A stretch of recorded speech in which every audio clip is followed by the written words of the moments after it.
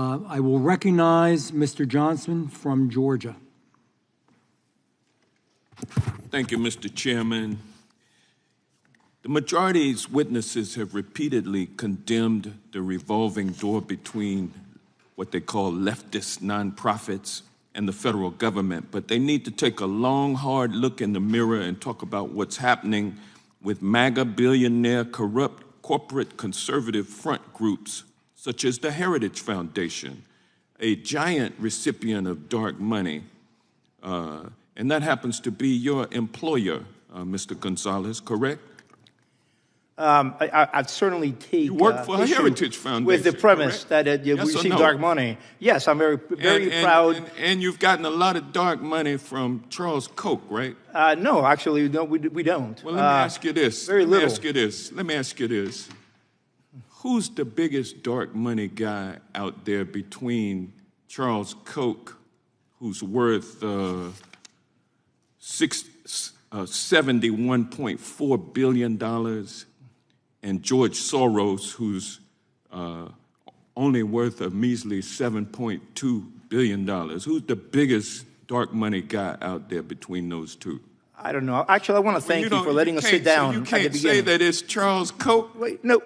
First of all, you are aware that Charles Koch is a libertarian, let me and we're not libertarian, right? right? Let me just move on, sir.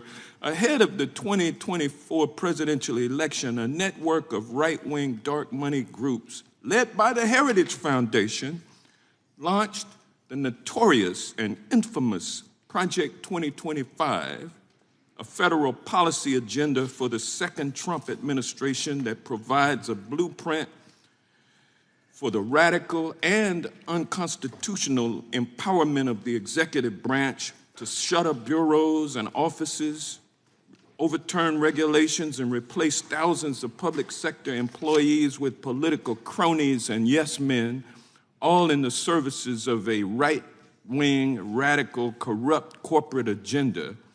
As of March of 2024, Project 2025 advisory groups have received more than $55 million from donor networks led by Leonard Leo and Charles Koch.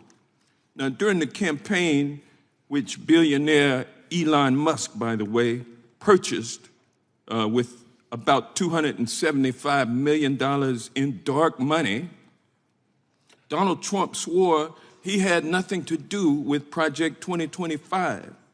But just like he lied about releasing the Epstein files, he also lied about his plan to implement Project 2025. Isn't that right, Mr. Walter? Didn't he lie? You don't know? I you don't. Won't say? Are you afraid? I'm quite awake. I don't have any. What about you, Mr. O'Neill? Did he lie? No, he said he didn't read it. Trump didn't lie when he said he was going to release He said he didn't read Epstein it. files? He said he didn't read Project 2025. Didn't he say he was going to release the Epstein files? I mean, well, let me move on.